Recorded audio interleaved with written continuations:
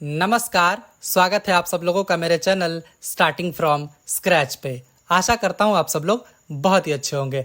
तो ये जो वीडियो है ये करंट अफेयर्स का वीडियो है और ये जून 2024 का जो मंथ है उसके सारे इम्पोर्टेंट करंट अफेयर्स आपको इस एक वीडियो में देखने को मिल जाएगा। तो इसमें मैंने 150 प्लस क्वेश्चंस कवर किए हैं, 150 से भी ज़्यादा क्वेश्चन आपको इस वीडियो में देखने को मिलेगा। तो चूंकि क्वेश्चन बहुत ज़्यादा हैं तो इसीलिए मेरा स्पीड थोड़ा वीडियो में तेज़ रहेगा, आप लोग उस हिसाब से मैनेज कर लीजिएगा। और आप किसी भी एग्ज़ाम की तैयारी करते हो जिसमें आपसे करंट अफेयर्स पूछा जाता हो तो ये वीडियो आपके लिए बेहद इंपॉर्टेंट साबित होने वाला है। तो आप इस वीडियो को पूरा देखिए, ध्यान से देखिए और लास्ट में मैं आपको इस वीडियो का पीडीएफ प्रोवाइड कर दूंगा। आप लोग मेरे टेलीग्राम चैनल से ले सकते हैं और टेलीग्राम चैनल का लिंक आपको इस वीडियो के डिस्क्रिप्शन बॉक्स में मिल जाएगा। तो आइए चलते हैं, समय ना वेस्ट करते हुए वीडियो की ओर चलते हैं अपने पहले क्वेश्चन की ओर। तो आइए चलते हैं अपने पहले क्वेश्चन की ओर। Who has become the prime minister of India? Bharat के प्रधानमंत्री कौन बने हैं? तो जैसा कि हम सब लोग जानते हैं कि नरेंद्र मोदी जी एक बार फिर से बन गए हैं भारत के प्रधानमंत्री। तो पहले का ऑप्शन ए करेक्ट हो जाएगा। ये इनका लगातार तीसरा टर्म है प्राइम मिनिस्टर के रूप में। तो इस बार मंत्रिमंडल में टोटल 72 लोगों ने शपथ लिया है मंत्री के रूप में, जिसमें एक तो प्राइम मिनिस्टर हैं, इनके अलावा 30 जो है वो कैबिनेट मिनिस्टर्स हैं और 41 जो हैं वो राज्य मंत्री हैं, मतलब मिनिस्टर ऑफ स्टेट्स हैं। और इन 41 में से 5 जो है वो बने हैं स्वतंत्र प्रभार के राज्य मंत्री, मतलब इंडिपेंडेंट चार्ज है उनके पास। तो इस तरीके से टोटल 72 लोगों ने इस बार मंत्रिमंडल में मंत्री पद के रूप में शपथ लिए हैं। तो आइए उनमें से कुछ जो इम्पोर्टेंट मिनिस्ट्री है वो कौन संभाले हैं उसके बारे में थोड़ा जान लेते हैं। तो होम मिनिस्टर मतलब गृह मंत्री एक बार फिर से अमित शाह जी बने हैं। रक्षा मंत्री भी फिर से राजनाथ सिंह जी बन गए हैं। वित्त मंत्री निर्मला सीतारमण जी, ये भी फिर से बनी हैं। फिर विदेश मंत्री जो हैं वो एस जयशंकर जी, ये भी दोबारा से बने हैं। Road transport and highway minister, ये भी नितिन गडकरी जी फिर से बन गए हैं। रेलवे मिनिस्टर अश्विनी वैष्णव जी, और ये भी फिर से बने हैं। तो ये जो सारे आप देखें अब तक, ये सारे मतलब 2019 से 24 तक ये सेम डिपार्टमेंट में थे और ये अभी फिर से वही मंत्रालय संभाले हैं। इनके अलावा शिवराज सिंह चौहान जी, जो कि पहले मध्य प्रदेश के मुख्यमंत्री थे, तो उनको सेंटर में लाया गया, तो वो बने हैं एग्रीकल्चर मिनिस्टर और रूरल डेवलपमेंट मिनिस्टर, जो कि काफ़ी इंपॉर्टेंट मिनिस्ट्री है ये सेंटर में। फिर शिक्षा मंत्री एजुकेशन मिनिस्टर बने हैं धर्मेंद्र प्रधान जी। सिविल एविएशन मिनिस्टर बने हैं किंजारप्पू राम मोहन नायडू। ये हैं टीडीपी कोटे से ये मंत्री बने हैं, क्योंकि इस बार भाजपा का बहुमत नहीं है तो सहयोगी दलों के साथ मिलकर सरकार चला रहे हैं। तो ये जो मंत्रालय है ये टीडीपी के कोटे में चला गया और ये मंत्री बने हैं Kinjarapu Ram Mohan Naidu ji. Ministry of Panchayati Raj, fisheries, animal husbandry and dairying, ये मंत्रालय इस बार संभाल रहे हैं राजीव रंजन सिंह जी, जिनको ललन सिंह भी कहा जाता है। और ये हैं जेडीयू पार्टी से, जनता दल यूनाइटेड, जो कि बिहार में एक पार्टी है। आगे देखते हैं एमएसएमई मिनिस्टर।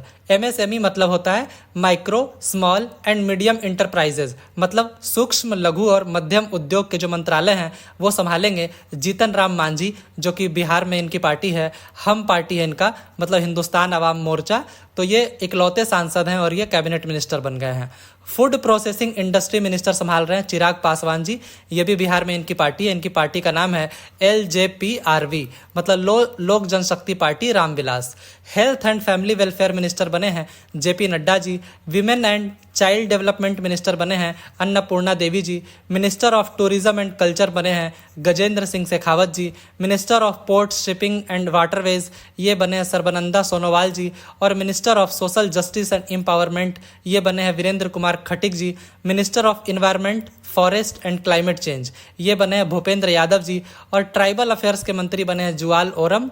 और minister of commerce and industry, ये संभालेंगे पीयूष गोयल जी। तो ये मैंने कुछ लिस्ट यहाँ पे लेके आए थे, कुछ जो इंपॉर्टेंट कैबिनेट मिनिस्टर्स हैं। ऐसे तो टोटल 30 कैबिनेट मिनिस्टर्स बने हैं, बट उनमें से कुछ नाम मैं यहाँ पर लेकर आया हूँ। और एक बात और जान लीजिए, जैसा कि मैंने आपको बताया कि टोटल 72 लोगों ने शपथ लिया है। अब संविधान इसके बारे में क्या कहता है? तो संविधान के अनुसार कितने, मतलब काउंसिल ऑफ मिनिस्टर्स, मतलब मंत्रिमंडल में कितने मंत्री शामिल हो सकते हैं? तो संविधान में लिखा हुआ है it shall not exceed 15% of the Lok Sabha total strength. तो लोकसभा का टोटल स्ट्रेंथ कितना है? 543। तो 543 का 15% कितना हो जाएगा?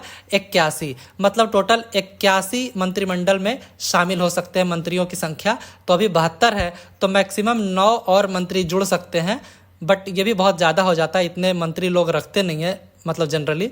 तो 72 भी ऑलरेडी ज़्यादा ही है, लेकिन मैक्सिमम 81 मंत्री चाहें तो रख सकते हैं। तो ये पॉइंट जो है आप लोग ध्यान रखिएगा। आइए देखते हैं दूसरा क्वेश्चन। हाल ही में 2024 में आंध्र प्रदेश में हुए विधानसभा के चुनाव में किस राजनीतिक पार्टी को बहुमत मिला है? तो लोकसभा के साथ साथ विधानसभा का भी चुनाव हुआ था कुछ राज्यों में, तो उसमें से आंध्र प्रदेश में भी चुनाव हुआ था। तो उसमें किस राजनीतिक पार्टी को बहुमत मिला आपको ये बताना है। तो वहाँ पे बहुमत मिला है तेलुगु देशम पार्टी को, जिसको शॉर्ट में टीडीपी कहते हैं, जिसके हेड हैं चंद्रबाबू नायडू। तो टीडीपी पार्टी को बहुमत मिला है। कितनी सीटें मिली है यहाँ पे आप देख सकते हैं मैप में। टीडीपी को मिला 135 सीट, जेएसपी मतलब जन सेना पार्टी, पवन कल्याण जी की पार्टी है, इनको 21 सीट मिला, और बीजेपी को 8 सीट मिला। तो ये तीनों गठबंधन में चुनाव लड़ रहे थे। इसके अलावा जो वाईएसआरसीपी पार्टी है उनको 11 ही सीट मिला। तो इस तरीके से टोटल जो यहाँ पे सीट्स है वो 175 सीट है, जिसमें से टीडीपी को अकेले 135 सीट मिला। तो सबसे ज़्यादा टीडीपी को सीट मिला, तो दूसरे का ऑप्शन ए करेक्ट हो जाएगा। अब देखते हैं आगे तीसरा क्वेश्चन। आंध्र प्रदेश के नए मुख्यमंत्री कौन बने हैं? तो अब चुनाव हुआ तो नए मुख्यमंत्री तो बनेंगे, तो नए मुख्यमंत्री बने हैं नारा चंद्रबाबू नायडू जी। तो तीसरे का ऑप्शन ए करेक्ट हो जाएगा। चौथा क्वेश्चन, अय्याना पात्रुडू ये किस राज्य के विधानसभा के अध्यक्ष बने हैं? तो ये बने हैं आंध्र प्रदेश विधानसभा के ये स्पीकर बने हैं। चौथा का ऑप्शन बी करेक्ट हो जाएगा। पांचवा देखते हैं, हाल ही में 2024 में उड़ीसा में हुए विधानसभा के चुनाव में किस राजनीतिक पार्टी को बहुमत मिला है? तो इस बार उड़ीसा में बीजेपी पार्टी को बहुमत मिला है। पांचवा का ऑप्शन ए करेक्ट हो जाएगा। किस पार्टी को कितनी सीटें मिली है आप यहाँ पे देख सकते हैं। छठा क्वेश्चन, उड़ीसा के नए मुख्यमंत्री कौन बने हैं? चूंकि उड़ीसा को इस बार भाजपा को बहुमत मिला है, तो वहां पे इस बार नए मुख्यमंत्री बने हैं मोहन चरण मांझी। छठा का ऑप्शन ए करेक्ट हो जाएगा। सातवां देखते हैं, सूरमा पाढ़ी ये किस राज्य की विधानसभा की अध्यक्ष बनी है, स्पीकर बनी है? तो ये उड़ीसा की स्पीकर बनी है। सातवां का ऑप्शन सी। आठवां देखते हैं, हाल ही में 2024 में अरुणाचल प्रदेश में हुए विधानसभा के चुनाव में किस राजनीतिक पार्टी को बहुमत मिला है? तो अरुणाचल में भी इस बार भाजपा को बहुमत मिला है। आठवां का ए करेक्ट हो जाएगा। नौवां देखते हैं, अरुणाचल प्रदेश के नए मुख्यमंत्री कौन बने हैं? तो अरुणाचल प्रदेश के नए मुख्यमंत्री बने हैं पेमा खांडू। नौवां का ऑप्शन ए करेक्ट हो जाएगा। 10वां देखते हैं, तेमस पोंगटे ये किस राज्य के विधानसभा के अध्यक्ष बने हैं? तो तेमस पोंगटे बने हैं अरुणाचल प्रदेश विधानसभा के स्पीकर। 10वां का ए हो जाएगा। 11वां देखते हैं, हाल ही में 2024 में सिक्किम में हुए विधानसभा के चुनाव में किस राजनीतिक पार्टी को बहुमत मिला है? तो वहां पे मिला है सिक्किम क्रांतिकारी मोर्चा को। 11वां का ए। 12वां देखते हैं, सिक्किम के नए मुख्यमंत्री कौन बने हैं? तो सिक्किम के नए मुख्यमंत्री बने हैं प्रेम सिंह तमांग। 12वां का ऑप्शन ए करेक्ट हो जाएगा। 13वां, सिंगमा नोरबू शेरपा ये किस राज्य के विधानसभा के स्पीकर बने हैं? तो ये बने हैं सिक्किम विधानसभा के स्पीकर। 13वां का ऑप्शन डी करेक्ट हो जाएगा। 14वां देखते हैं, नरेंद्र मोदी जी की तीसरी सरकार में मतलब तीसरी बार जो इनकी सरकार बनी है, इसमें राष्ट्रीय सुरक्षा सलाहकार कौन बने हैं, एनएसए कौन बने हैं? तो ये इस बार फिर से बन गए हैं अजीत डोवाल जी। 14वां का ऑप्शन ए करेक्ट हो जाएगा।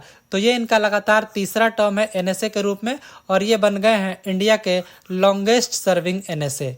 15वां देखते हैं, प्रधानमंत्री के प्रधान सचिव कौन बने हैं, प्रिंसिपल सेक्रेटरी?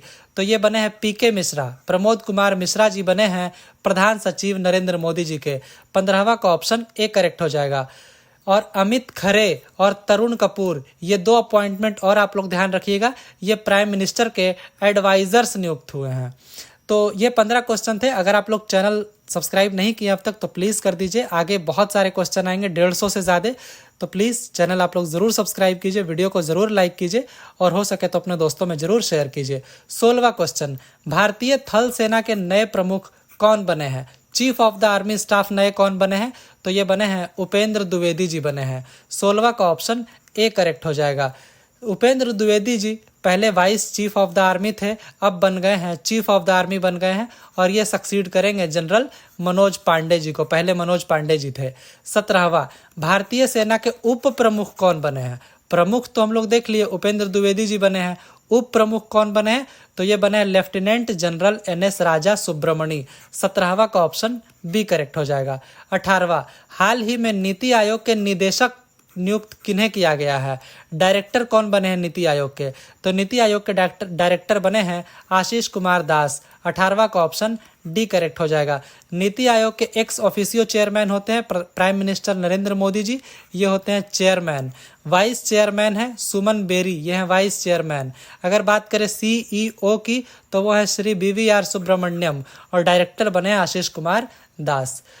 नीति का फुल फॉर्म होता है national institution for transforming India, जिसको 2015 में इसका गठन किया गया था प्लानिंग कमीशन को रिप्लेस करके। 19वां क्वेश्चन, इंटेलिजेंस ब्यूरो के चीफ कौन बने हैं? मतलब कौन है जिनको अभी 1 साल का एक्सटेंशन मिला है? पहले भी ये IB के चीफ थे, अभी इनको 1 साल का एक्सटेंशन मिल गया है, तो ये हैं तपन कुमार डेका।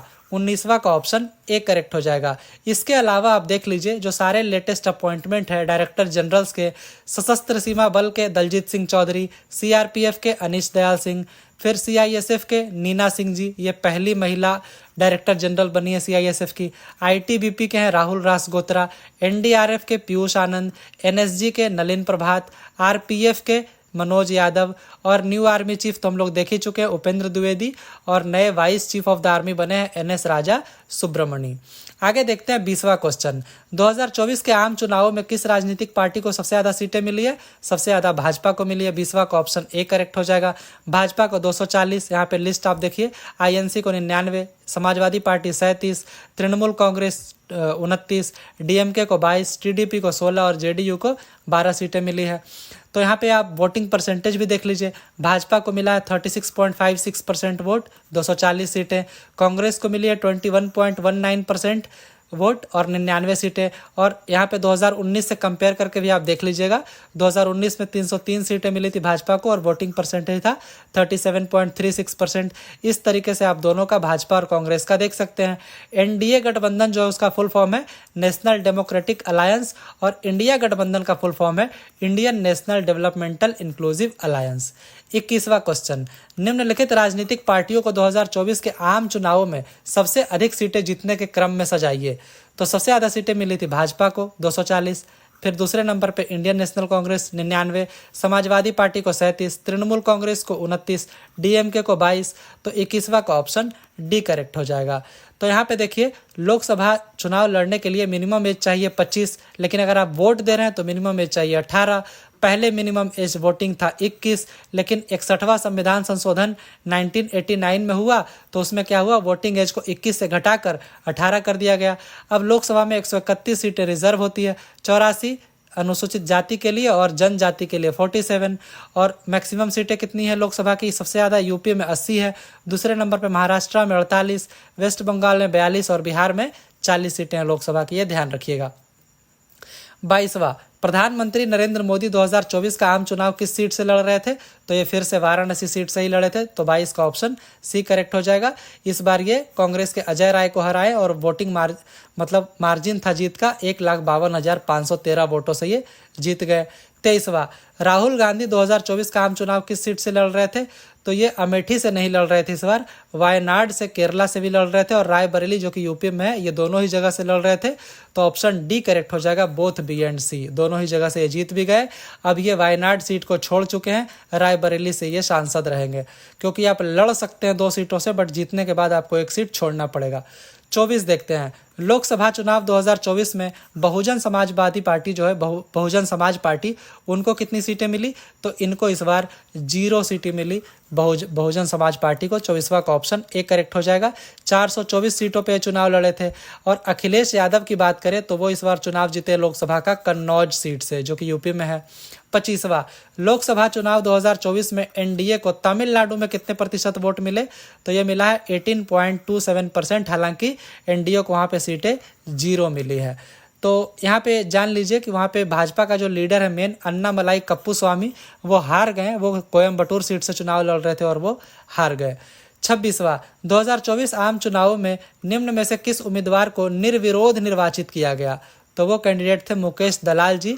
ये गुजरात के सूरत लोकसभा चुनाव से मतलब लड़ रहे थे चुनाव, और ये निर्विरोध वहां से जीत गए। 26वां का ऑप्शन सी हो जाएगा। 27वां लोकसभा के सबसे युवा सांसद कौन बने हैं? तो ये बने पुष्पेंद्र सरोज। 27वां का ऑप्शन ए करेक्ट हो जाएगा। समाजवादी पार्टी के टिकट पर लड़ रहे थे उत्तर प्रदेश के कौशाम्बी लोकसभा सीट से और जीत भी गए। इनका डेट ऑफ बर्थ है 1 मार्च 1999, सिर्फ 25 साल के हैं ये। अगर ओल्डेस्ट एमपी की बात करें, सबसे बुजुर्ग, तो ये हैं टी.आर. बालू जो कि 82 साल के हैं, और ये डीएमके पार्टी तमिलनाडु से ये जीते हैं। 28 सबसे कम उम्र की महिला सांसद कौन बनी है? तो ये बनी है शांभवी चौधरी। 28वां का ए करेक्ट हो जाएगा। ये लोक जनशक्ति राम विलास जो पार्टी है बिहार की, चिराग पासवान जिसके लीडर है, उनके टिकट पे चुनाव जीती हैं, और ये बिहार के समस्तीपुर से जीती हैं। इनकी एज भी 25 साल ही थी चुनाव लड़ने के पहले, और इनका डेट ऑफ बर्थ आप देख सकते हैं 15 जून 1998। अब ये 26 की हो गई हैं। 29वां केरला से चुने गए बीजेपी के एकमात्र सांसद सुरेश गोपी, ये किस निर्वाचन क्षेत्र से चुनाव जीते हैं? तो ये जीते हैं थिरुशुर सीट से। 29वां का ऑप्शन ए करेक्ट हो जाएगा। 30वां केंद्रीय मंत्री स्मृति ईरानी को अमेठी सीट से किसने हराया? तो यह हराया गया किशोरी लाल शर्मा जी के द्वारा। 30वां का ऑप्शन ए करेक्ट हो जाएगा। 31वां लोकसभा चुनाव 2024 में उत्तर प्रदेश के फैजाबाद चुनाव क्षेत्र से कौन विजयी हुए?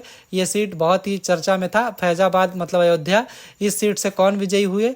तो ये हुए अवधेश प्रसाद। ये लल्लू सिंह जो कि भाजपा के थे, इनको हरा दिए। तो 31वां का ऑप्शन ए करेक्ट हो जाएगा। 32वां मध्य प्रदेश के छिंदवाड़ा सीट से कांग्रेस के नकुल नाथ को किसने हराया? बहुत ही हॉट सीट थी ये। तो यहाँ पे छिंदवाड़ा से इस बार बंटी विवेक साहू जीत गए भाजपा के, और ये हार गए। कौन हार गए? नकुल नाथ जो कि कमलनाथ जी के बेटे हैं। 33वां पूर्व क्रिकेटर यूसुफ पठान किस निर्वाचन क्षेत्र से लोकसभा चुनाव 2024 जीते हैं? तो ये वेस्ट बंगाल के बहरामपुर सीट से लोकसभा चुनाव जीते हैं। 33वां का ऑप्शन ए करेक्ट हो जाएगा। 34वां कंगना रनौत ने लोकसभा चुनाव 2024 में किसे हराकर मंडी हिमाचल प्रदेश से विजय हासिल किया? तो ये कांग्रेस के विक्रमादित्य सिंह को हराई हैं। 34वां का ऑप्शन ए करेक्ट हो जाएगा। 35वां निम्न में से किस उम्मीदवार ने लोकसभा चुनाव 2024 में सबसे ज्यादा बड़े अंतर से जीत दर्ज की है? तो ये हैं शंकर लालवानी जो कि इंदौर सीट से जीते हैं। 35वां का ऑप्शन ए करेक्ट हो जाएगा। तो ये बीजेपी के टिकट पे जीते हैं इंदौर एमपी से, और इनका विनिंग मार्जिन था 11.72 लाख जो कि हाईएस्ट था इस बार। 36वां निम्न में से किस उम्मीदवार ने लोकसभा चुनाव 2024 में सबसे कम अंतर से जीत दर्ज किए हैं? तो वो हैं रविंद्र दत्ताराम वाइकर। 36वां का ऑप्शन ए करेक्ट हो जाएगा। ये शिवसेना पार्टी के हैं जो कि एकनाथ शिंदे ग्रुप वाली शिवसेना है। तो ये मुंबई नॉर्थ वेस्ट से जीते हैं सिर्फ 48 वोटों के मार्जिन से। 37वां 18वीं लोकसभा की औसतन आयु कितनी है? Average age?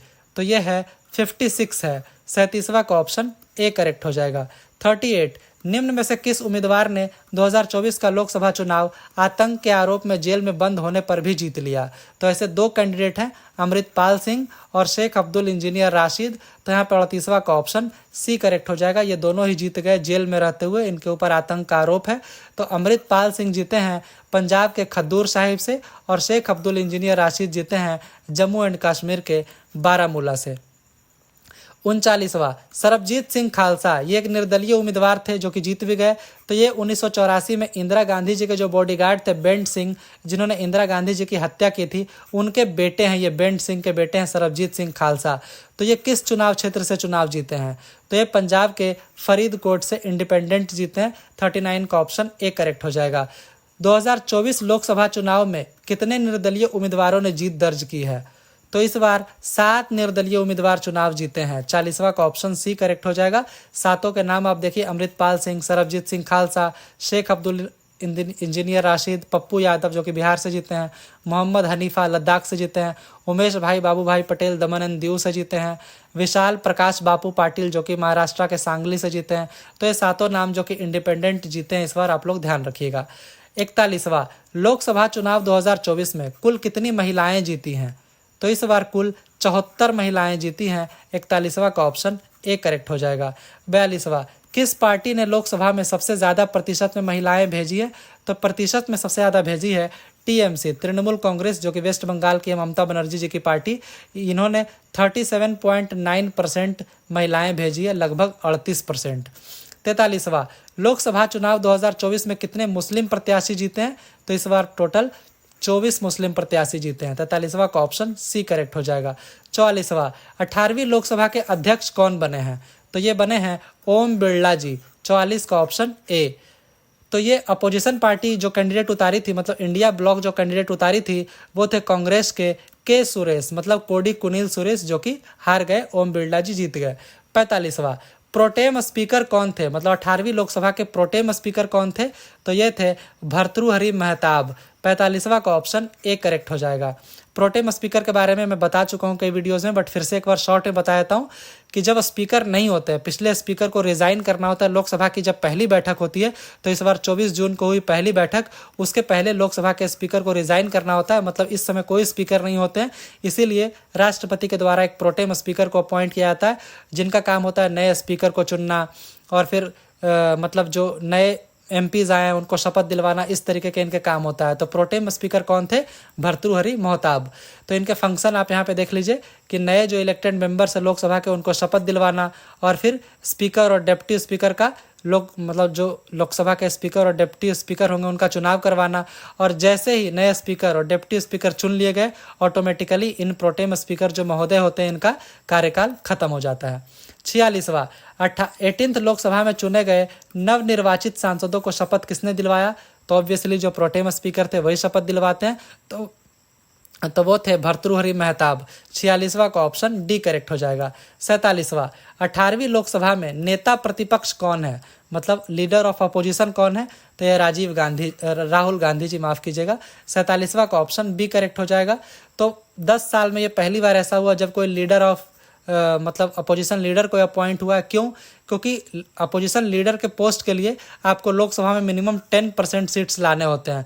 मतलब लोकसभा में 543 सीटें हैं, तो मतलब आपको लगभग 55 सीटें लानी पड़ेगी। तो कांग्रेस की 55 सीटें होती ही नहीं थी। 2014 में इनकी सिर्फ 44 सीटें थी और 2019 में इनकी 52 सीटें थी। तो इसीलिए अपोजिशन जो लीडर ऑफ अपोजिशन का पोस्ट है वो भी नहीं मिल पाता था, बट इस बार हुए हैं राहुल गांधी जी अपॉइंट।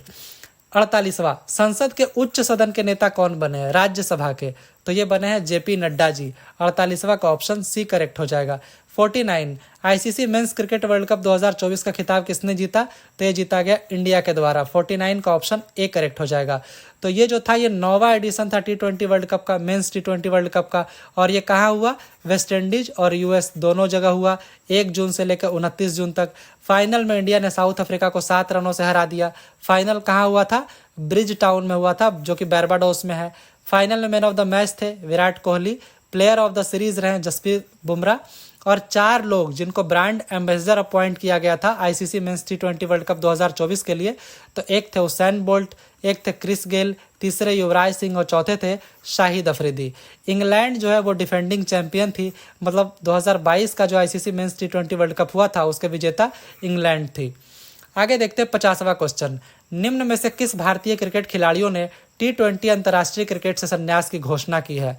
तो एक है विराट कोहली, रोहित शर्मा और रविंद्र जडेजा। तो यहाँ पे ऑप्शन डी करेक्ट हो जाएगा। इन तीनों ने ही मतलब T20 फॉर्मेट से मतलब संन्यास ले लिया है। 50वां का ऑप्शन डी करेक्ट हो जाएगा। तो यहाँ तक अगर आप लोगों को वीडियो अच्छा लगा तो प्लीज़ चैनल को जरूर सब्सक्राइब कीजिए। आगे हम लोग अभी 100 क्वेश्चन और लेने वाले हैं, बट आप लोगों को वीडियो अच्छा लग रहा है तो प्लीज़ चैनल से जुड़ जाइए। आगे देखते हैं 51, डीएलएस मेथड के सह आविष्कारक फ्रैंक डकवर्थ की अभी हाल ही में मृत्यु हो गई। यह मेथड किस खेल से संबंधित है? तो डीएलएस मेथड संबंधित है क्रिकेट से। 51 का ऑप्शन बी करेक्ट हो जाएगा। डीएलएस मेथड का फुल फॉर्म होता है डकवर्थ लुईस स्टर्न मेथड। ये बेसिकली 3 अलग अलग व्यक्तियों का नाम है जिनका योगदान था इस मेथड को बनाने में। अब डीएलएस मेथड का यूज़ किया जाता है वैसे मैचों में जिसमें बारिश हो जाती है, वहाँ पे रिजल्ट निकालने के लिए इस मेथड का यूज़ किया जाता है। ऑफिशियली डीएलएस मेथड का यूज़ जो हुआ था आईसीसी के द्वारा वो 2001 में हुआ था। 52, टेस्ट में सबसे तेज दोहरा शतक लगाने वाली महिला क्रिकेट खिलाड़ी कौन बनी है? तो ये बनी है शेफाली वर्मा। इंडिया की स्टार जो ओपनर है ये शेफाली वर्मा, ये बनी है। तो ये 20 साल की हैं और इन्होंने 194 बॉलों में डबल सेंचुरी लगाया है टेस्ट में, और ये रिकॉर्ड तोड़ी है अनाबेल सदरलैंड का, जो कि ऑस्ट्रेलियन खिलाड़ी हैं, जो कि 248 बॉलों में बनाई थी साउथ अफ्रीका के खिलाफ, और ये शेफाली वर्मा भी साउथ अफ्रीका के खिलाफ ही बनाई हैं। 53, साउथ अफ्रीका के नए राष्ट्रपति कौन बने हैं? ये बने हैं सिरिल रामाफोसा। 53 का ऑप्शन ए करेक्ट हो जाएगा। 54, हाल ही में क्लॉडिया शिनबाम ये किस देश की पहली महिला राष्ट्रपति बनी है? तो ये मेक्सिको की पहली महिला राष्ट्रपति बनी है। 54 का ऑप्शन ए करेक्ट हो जाएगा। 55, हाल ही में हल्ला टॉमस डोटिर ये किस देश की राष्ट्रपति बनी है? तो ये आइसलैंड की राष्ट्रपति बनी है। 55 का ऑप्शन डी करेक्ट हो जाएगा। 56, नेटो के नए प्रधान सचिव कौन बने हैं? ये बने हैं मार्क रूटे। 56 का ऑप्शन बी करेक्ट हो जाएगा। नेटो है ये यूएस लेड एक वेस्टर्न मिलिट्री अलायंस है। नेटो का फुल फॉर्म होता है नॉर्थ अटलांटिक ट्रीटी ऑर्गेनाइजेशन। और अब बन गए हैं नीदरलैंड के जो प्राइम मिनिस्टर है मार्क रूटे, वो बन गए हैं नेक्स्ट सेक्रेटरी जनरल बन गए हैं नेटो के। अब मार्क रूटे रिप्लेस करेंगे जेंस स्टोल्टनबर्ग को जो कि नॉर्वे के हैं और वो अभी करंट सेक्रेटरी जनरल हैं। अब नेटो का प्राइमरी एम ये था कि सोवियत यूनियन जब था यूएसएसआर तो उसकी जो कम्युनिस्ट आइडियोलॉजी थी उसको यूरोप में फैलने से रोकना, इसका मेन जो मकसद यही था। तो नेटो है क्या? ये कलेक्टिव डिफेंस एक ट्रीटी है। इसके अंदर क्या है कि अगर आप एक मेंबर पे अटैक किए मतलब आप सारे के सारे मेंबर पे अटैक कर दिए, मतलब सब मिलकर आपसे लड़ाई करेंगे। तो नेटो में अभी 32 मेंबर है।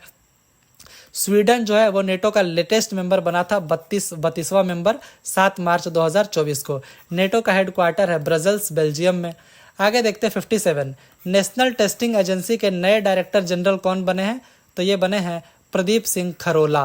पहले थे सुबोध कुमार सिंह, अब बन गए प्रदीप सिंह खरोला। 57 का ऑप्शन सी करेक्ट हो जाएगा। 58, एनटीए के पुनर्गठन के लिए नियुक्त की गई सरकारी समिति के अध्यक्ष कौन है? तो ये हैं डॉक्टर के राधाकृष्णन। 58 का ऑप्शन ए करेक्ट हो जाएगा। नीट का जानते हैं पेपर लीक हुआ, बहुत सारे विवादों में था, इसलिए नीट का पुनर्गठन किया जा रहा है और उसके लिए एक कमेटी बनाया गया जिसके अध्यक्ष थे डॉक्टर के राधाकृष्णन। तो यूनियन मिनिस्ट्री ऑफ एजुकेशन जो है उन्होंने एक 7 मेंबर की कमेटी बनाई है जिसको हेड कर रहे हैं इसरो के फॉर्मर चेयरमैन के राधाकृष्णन। वो बताएंगे इस एग्जामिनेशन प्रोसेस को रिव्यू करेंगे और अगर किसी रिफॉर्म की ज़रूरत होगी तो वो सब कुछ बताएंगे। 59, G7 शिखर सम्मेलन 2024 में भारत को आमंत्रित किया गया था। यह किस देश में आयोजित किया गया था? G7 इस बार का 2024 का, तो ये आयोजित किया गया था इटली में। 59 का ऑप्शन सी करेक्ट हो जाएगा। तो प्राइम मिनिस्टर नरेंद्र मोदी जी वहाँ पे अटेंड किए थे क्योंकि इटली की जो प्राइम मिनिस्टर है जॉर्जिया मेलोनी, उन्होंने इनको इनवाइट किया था। तो इस बार ये 50वां G7 समिट था, ये इटली के पुगलिया शहर में हुआ था। 49वां जो पिछला था वो हुआ था जापान में और अगला जो 51वां होने वाला है वो होगा कनाडा में। और ये प्राइम मिनिस्टर मोदी जी की पहली फॉरेन ट्रिप थी तीसरी बार प्राइम मिनिस्टर बनने के बाद। 60वां, हाल ही में किस मुस्लिम बाहुल्य देश ने हिजाब पर प्रतिबंध लगाया तथा ईद की ईदी प्रथा पर भी प्रतिबंध लगाया? तो वो देश है तजिकिस्तान। 60वां का ऑप्शन ए करेक्ट हो जाएगा। तो तजिकिस्तान जहाँ पे 96% मुस्लिम पॉपुलेशन है, उन्होंने हिजाब पर भी बैन लगाया। ऐसा इसलिए क्योंकि उनका मानना है कि हम एक सेक्युलर नेशनल आइडेंटिटी को प्रमोट करेंगे दुनिया भर में। और उन्होंने साथ में ये भी कहा है जो हिजाब को कि ये एलियन गारमेंट है, मतलब ये विदेशों से आया है, ये हमारा ऐसा गारमेंट है ही नहीं। और उन्होंने हेफ्टी फाइन्स भी लगाया वैसे लोगों पे जो इस रूल को नहीं मानेंगे, वो हिजाब पहनेंगे, उन पर लाखों रुपए का जुर्माना लगाया जाएगा। साथ ही साथ उन्होंने ईद की एक प्रथा होती है ईदी लेना, इस पर भी बैन लगाया, जिसमें क्या करते हैं बच्चे एक दूसरे से ईदी मांगते हैं बड़ों से, तो उस पर भी बैन लगा दिया गया। तजिकिस्तान के प्रेसिडेंट है इमोमली रहमोन। 61वां, दक्षिण पूर्व एशिया का वह पहला देश कौन बना है जिसने समलैंगिक विवाहों को मंजूरी दिया है? तो वो देश बना है थाईलैंड, जिसने सेम सेक्स मैरिज को लीगलाइज किया है। 61 का ऑप्शन डी करेक्ट हो जाएगा। तो थाईलैंड बन गया तीसरा एशियाई देश, पहला साउथ ईस्ट एशियाई देश, दक्षिण पूर्व का पहला लेकिन एशिया का तीसरा देश नेपाल और ताइवान के बाद जिसने सेम सेक्स मैरिज को लीगल किया है। अब अगर इंडिया की बात करें तो अक्टूबर 2023 में 5 जजों की बेंच के पास ये मामला पहुंचा था सुप्रीम कोर्ट को कि आप स्पेशल मैरिज एक्ट जो है उसको आप थोड़ा चेंज कीजिए और इसको अलाउ कीजिए, लेकिन सुप्रीम कोर्ट ने इसको अलाउ नहीं किया। मतलब इंडिया में सेम सेक्स मैरिज लीगल नहीं है। अगर अभी की बात करें तो सेम सेक्स मैरिज जो है वो 36 देशों में लीगल है, जिसमें थाईलैंड को भी इंक्लूड नहीं किया है क्योंकि थाईलैंड में भी ये बिल पास हुआ है, अभी वो ऑफिशियली लागू नहीं हुआ है। अगर थाईलैंड में हो जाएगा तो ये 37 हो जाएगा जहाँ पे लीगल है। नीदरलैंड पहला देश था जिसने सेम सेक्स मैरिज को लीगल किया था 2001 में। अगर जापान की बात करें तो G7 कंट्रीज़ में अकेला जापान ही ऐसा है जिसने जहाँ पे सेम सेक्स मैरिज या सेम सेक्स सिविल यूनियंस वो लीगल नहीं है। फिर 62 देखते हैं, हाल ही में किस देश की संसद के द्वारा समलैंगिक संबंध को अपराध घोषित करने वाला विधेयक पारित हुआ है? मतलब यहाँ पे थाईलैंड में क्या है, लीगल किया गया सेम सेक्स मैरिज को, और यहाँ पे बिल पास किया गया कि ये अब क्रिमिनलाइज है, मतलब इससे आपको सज़ा मिलेगा अगर आप सेम सेक्स मैरिज में इन्वॉल्व है तो ये कौन सा देश है, यह है इराक। 62 का ऑप्शन सी करेक्ट हो जाएगा। 63 अंतर्राष्ट्रीय योग दिवस किस दिन मनाया जाता है, तो ये मनाया जाता है हर साल 21 जून को। 63 का ऑप्शन बी करेक्ट हो जाएगा। तो इस बार जो 2024 का था ये 10वां योगा डे था और इस बार का थीम था yoga for self and society. 64 निम्न में से कौन सा या कौन से देश अभी हाल ही में संयुक्त राष्ट्र सुरक्षा परिषद के सदस्य बने हैं, तो पाकिस्तान भी बना है, सोमालिया बना है, डेनमार्क बना है। यहाँ पे ऑप्शन डी करेक्ट हो जाएगा। 64 का ऑप्शन सी करेक्ट हो जाएगा। तो यूनाइटेड नेशन सिक्योरिटी काउंसिल के 5 नए नॉन परमानेंट मेंबर्स अभी बने हैं, पाकिस्तान, सोमालिया, डेनमार्क, ग्रीस और पनामा। क्योंकि 10 होते हैं non permanent members, non permanent, और 5 जो होते हैं वो होते हैं परमानेंट मेंबर्स, ये आप लोग जानते होंगे। तो अब ये रिप्लेस करेंगे पांचों देश, जापान, माल्टा, मोजाम्बिक, इक्वाडोर और स्विट्जरलैंड को रिप्लेस करेंगे। तो 5 तो ये बन जाएंगे, और 5 जो हैं Algeria, Guyana, Republic of Korea, Sierra Leone और स्लोवेनिया, ये 5 बने रहेंगे। और ये 5 जो हैं, ये 5 हट के ये 5 बन जाएंगे। लेकिन अभी इनका कार्यकाल नहीं शुरू होगा, इनका कार्यकाल शुरू होगा 1 जनवरी 2025 से। मतलब ये जो है पाकिस्तान, सोमालिया, डेनमार्क, ग्रीस और पनामा, इनका कार्यकाल 1 जनवरी 2025 से शुरू होगा और 31 दिसंबर 2026 तक चलेगा। मतलब 2 साल का इनका टर्म होगा। 5 जो परमानेंट मेंबर है वो कौन कौन है, यूएस, यूके, फ्रांस, चाइना और रसिया, जिनके पास वीटो पावर भी आप लोग जानते होंगे। 65 हाल ही में निम्न में से किस देश ने फिलिस्तीन को एक स्वतंत्र देश की मान्यता दी है, तो कई सारे देश अभी फिलिस्तीन को स्वतंत्र देश की मान्यता दे रहे हैं, जिसमें लेटेस्ट देश जो जुड़ा है वो है अर्मीनिया। 65 का ऑप्शन ए करेक्ट हो जाएगा। तो अर्मीनिया के पहले स्लोवेनिया ने दिया था और उसके पहले स्पेन, आयरलैंड और नॉर्वे, इन तीनों देशों ने एक साथ दिया था फिलिस्तीन को स्वतंत्र देश की मान्यता। फिर स्लोवेनिया ने दिया और अब लेटेस्ट अर्मीनिया ने दिया है फिलिस्तीन को एक स्वतंत्र देश की मान्यता। 66 हाल ही में निम्न में से किस देश को संयुक्त राष्ट्र के द्वारा ब्लैकलिस्ट कर दिया गया है, तो वो देश है इजराइल। इसको ब्लैकलिस्ट किया गया है, क्यों? क्योंकि इसको कहा गया कि आप बच्चों के अगेंस्ट मतलब वायलेशन कर रहे हो गाजा में, और इस जो ब्लैकलिस्ट है इसको लिस्ट ऑफ शेम भी कहा जाता है कि आपके लिए शर्म की बात है कि आप इस लिस्ट में आए। सेक्रेटरी जनरल हैं एंटोनियो गुटेरेस, मतलब यूनाइटेड नेशंस के, और इजराइल ज्वाइन कर लिया है दाइश, अलकायदा, बोको हराम वाली लिस्ट में। अब इजराइल को भी शामिल कर लिया गया क्योंकि इसको ब्लैकलिस्ट कर दिया है। दाइश बेसिकली आईसिस, ये आईसिस का ही नाम है। ये आईसिस का फुल फॉर्म होता है Islamic state of Iraq and Syria, इसको आईसिल भी कहा जाता है, Islamic state of Iraq and Levant, तो ये सारे नाम इसी के हैं। आगे देखते हैं 67 अंतर्राष्ट्रीय सौर गठबंधन का 100वां पूर्ण सदस्य कौन बना है, तो ये बना है पराग्वे, और 99वां था स्पेन था 99वां, पराग्वे बना है 100वां अंतर्राष्ट्रीय सौर गठबंधन का। तो इसका एम क्या है, दुनिया भर के देशों को एक साथ लाना, किस लिए, सोलर एनर्जी का अच्छे तरीके से यूज़ करने के लिए और फॉसिल फ्यूल्स को काउंटर करना है बेसिकली। इंटरनेशनल सोलर अलायंस का हेडक्वार्टर कहाँ है, हरियाणा के गुरुग्राम में है। 68 यूक्रेन शांति सम्मेलन ये निम्न में से किस देश में आयोजित हुआ, यूक्रेन पीस कॉन्फ्रेंस, तो ये आयोजित हुआ स्विट्जरलैंड में। 68 का ऑप्शन बी करेक्ट हो जाएगा। तो लगभग 90 देशों से ज़्यादा देशों ने यहाँ पे पार्टिसिपेट किया था कि यूक्रेन और रसिया का जो युद्ध चल रहा है उसका कोई एक मतलब सॉल्यूशन निकाला जाए। हालांकि इसमें 28 महीने से युद्ध चल रहा है यूक्रेन और रसिया का, जब रसियन फोर्सेस ने यूक्रेन पे अटैक कर दिया था।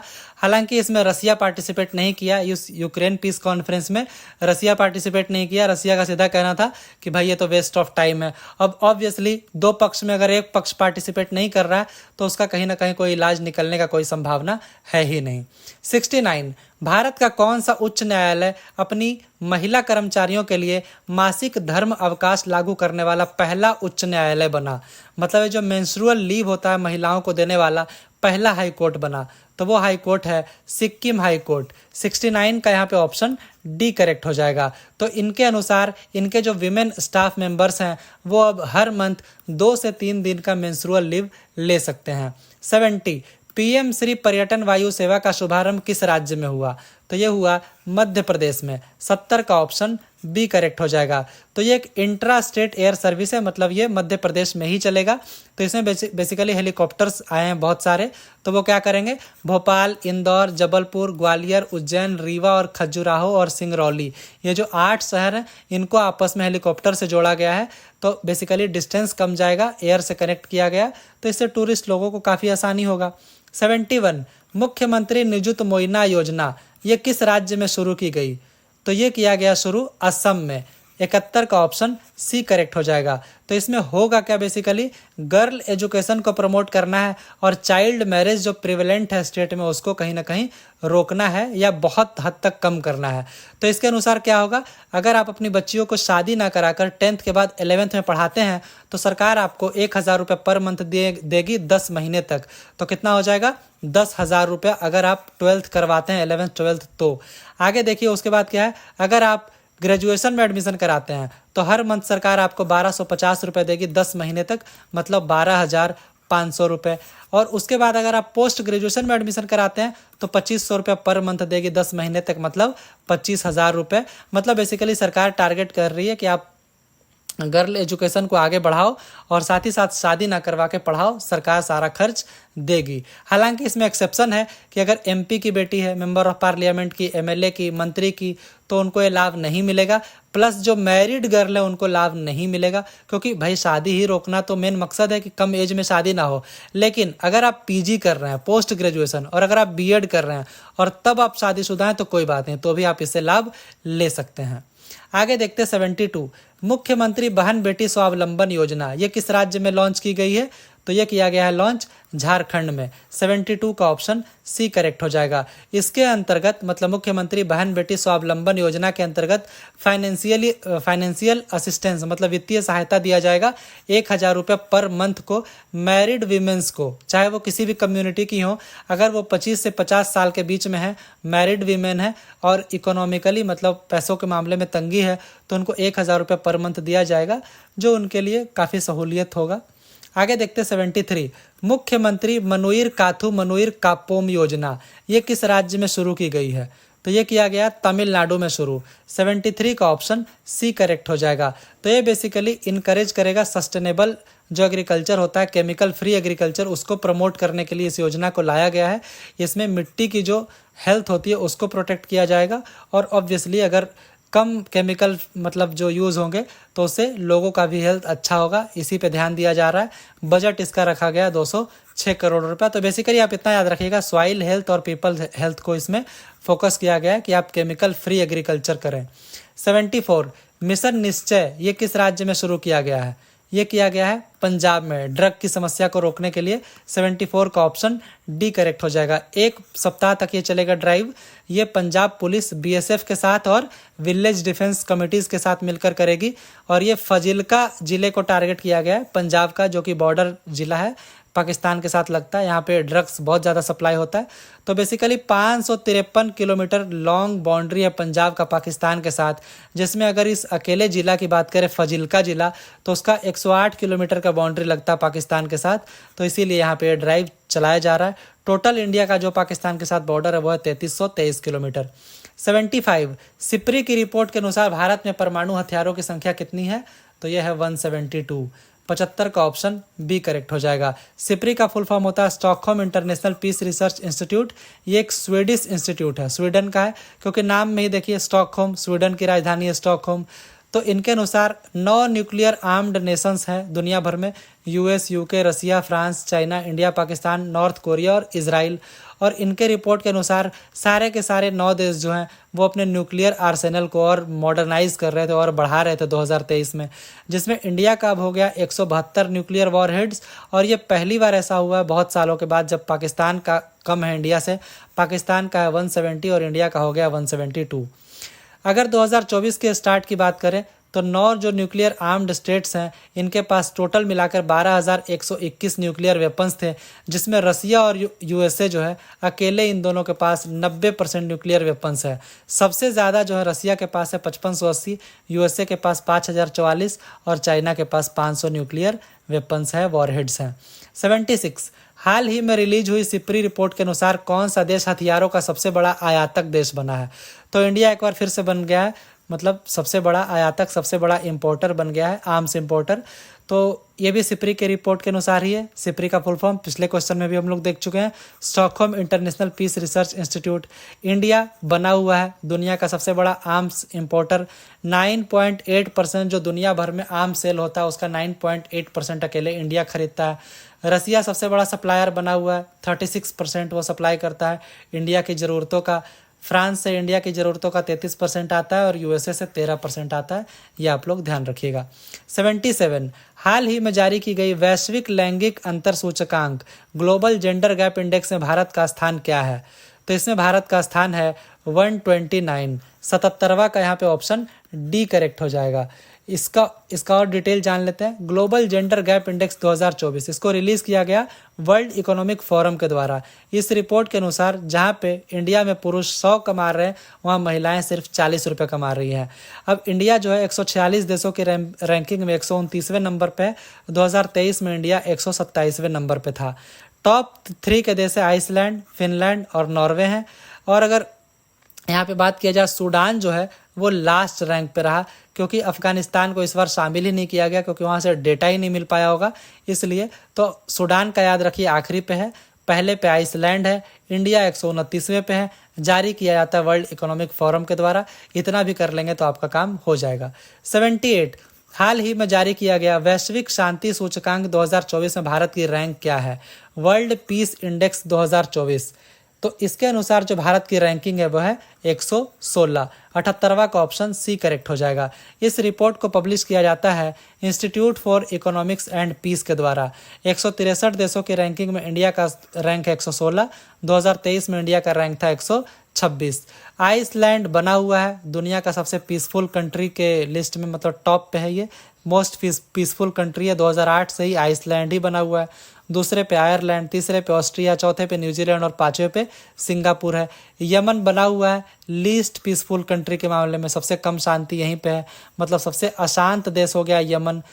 उसके बाद जो है सूडान है, साउथ सूडान है, अफगानिस्तान है और फिर यूक्रेन है। 79 हाल ही में जारी हुई इन्वायरमेंटल परफॉर्मेंस इंडेक्स 2024 में भारत की रैंक क्या है? तो इसमें इंडिया का रैंक है 176। तो 79 का ऑप्शन सी करेक्ट हो जाएगा। इस रिपोर्ट को जारी किया जाता है Yale Center for Environmental Law and Policy और इसके साथ साथ Columbia Center for International Earth Science Informational Network, ये दोनों मिलकर ये रिपोर्ट को जारी करते हैं। इसमें इंडिया की रैंकिंग यहाँ पे बताया 176 आउट ऑफ 180 कंट्रीज़ है। इसमें इंडिया के ऊपर सिर्फ 4 देश हैं, पाकिस्तान, वियतनाम, लाओस और म्यांमार। मतलब इंडिया की हालत ऐसी है कि आप समझ सकते हैं सिर्फ 4 देश ही इससे अच्छी, मतलब बुरी है इंडिया से। इस्टोनिया जो है इस रिपोर्ट को, मतलब इस इंडेक्स को टॉप पे है, जिसने ग्रीन हाउस गैस को रिड्यूस करने के लिए बड़ा अच्छा काम किया है। अगर 1990 के लेवल से बात करें तो इन्होंने 59% जो है ग्रीन हाउस गैस इमिशंस को कम किया है, इसीलिए इस्टोनिया जो है ये टॉप करती है इस रैंकिंग को। 80 क्वेश्चन नंबर, हाल ही में जारी हुई ग्लोबल एनर्जी ट्रांजिशन इंडेक्स 2024 में भारत की रैंक क्या है? तो इसके अनुसार भारत की रैंक है 63 ग्लोबल एनर्जी ट्रांजिशन इंडेक्स। तो इसमें क्या है, इस रिपोर्ट को जारी किया जाता है वर्ल्ड इकोनॉमिक फोरम के द्वारा, जिसमें इंडिया की रैंक है 63। टॉप 5 देश हैं स्वीडन, डेनमार्क, फिनलैंड और इसके अलावा स्विट्जरलैंड और फ्रांस। चाइना जो है इस रिपोर्ट में 20वें नंबर पे रहा। तो इस रिपोर्ट को जारी कौन करता है? World economic forum. टॉप 5 देश कौन से हैं और इंडिया का रैंकिंग क्या है, इतना भी आप लोग ध्यान रखेंगे तो आपका काम हो जाएगा। 81 दुनिया का दूसरा सबसे बड़ा नाइट्रस ऑक्साइड उत्सर्जक देश कौन बना है? तो ये बना है इंडिया। पहले पे है चाइना, दूसरे पे बन गया है इंडिया। क्या बन गया है? नाइट्रस ऑक्साइड का सबसे बड़ा एमिटर बन गया है इंडिया। तो इंडिया बन गया है दुनिया का सबसे बड़ा एमिटर, बन गया है नाइट्रस ऑक्साइड का। तो ये एक ग्रीन हाउस गैस है जिसका मेन नुकसान ये है कि एटमॉस्फेयर को ये कार्बन डाइऑक्साइड से भी तेजी से ये गर्म करता है एटमॉस्फेयर को। अब नाइट्रस ऑक्साइड के बारे में एक बात और जान लीजिए, ये 3rd most significant green house gas है कार्बन डाइऑक्साइड और मीथेन के बाद। तो इतना ये खतरनाक है और इसके एमिशन में इंडिया अब दूसरे नंबर पे आ गया है। नाइट्रस ऑक्साइड, जिसको कॉमनली आप लाफिंग गैस के भी नाम से भी जानते हैं, और नाइट्रस ऑक्साइड जो है ये बेसिकली गंधहीन, रंगहीन और नॉन फ्लेमेबल गैस ये होता है। 82 हाल ही में रामोजी राव का निधन हुआ था, तो वो कौन थे? तो वो फिल्म प्रोड्यूसर भी थे, बिजनेसमैन भी थे, मीडिया प्रोपराइटर भी थे, और तो यहाँ पे ऑप्शन डी करेक्ट हो जाएगा। 82 का ऑप्शन डी करेक्ट हो जाएगा। रामोजी एक फिल्म सिटी है हैदराबाद में। ये दुनिया की सबसे बड़ी फिल्म सिटी है, 1666 एकड़ में। और यहाँ पे आप जानते हैं लार्जेस्ट फिल्म स्टूडियो कॉम्प्लेक्स है ये ऑल ओवर द वर्ल्ड। इन्होंने अपना एम्पायर बनाया था, 37,000 करोड़ से भी ज़्यादा का इनका एम्पायर था रामोजी राव जी का। पद्म विभूषण इनको मिला था 2016 में, जो कि इंडिया का सेकेंड हाईएस्ट सिविलियन अवार्ड जो है पद्म विभूषण, ये इनको मिला हुआ था, इससे ये सम्मानित थे। 83 मंगल ग्रह पर बर्फ की खोज किस अंतरिक्ष एजेंसी ने की है? तो ये किया गया है यूरोपियन स्पेस एजेंसी के द्वारा। 83 का ऑप्शन सी करेक्ट हो जाएगा। 84 हर साल विश्व बाल श्रम निषेध दिवस मतलब world day against child labour, ये कब मनाया जाता है? तो ये हर साल मनाया जाता है 12 जून को। 84 का ऑप्शन बी करेक्ट हो जाएगा। इस साल का जो थीम था 2024 का, वो था let's act on our commitments end child labour. 85 French Open 2024 में पुरुष एकल का खिताब किसने जीता? मेन सिंगल, तो ये जीता गया कार्लोस अल्काराज के द्वारा। 85 का ऑप्शन ए करेक्ट हो जाएगा। स्पेनिश खिलाड़ी हैं कार्लोस अल्काराज। और अगर मेंस डबल टाइटल्स की बात करें तो ये जीता गया मार्सेलो अरावेलो जो कि एल सल्वाडोर के हैं, और मेट पैविक जो कि क्रोएशिया के हैं। तो मेंस डबल इन दोनों के द्वारा जीता गया, और मेन सिंगल जीता गया कार्लोस अल्काराज के द्वारा।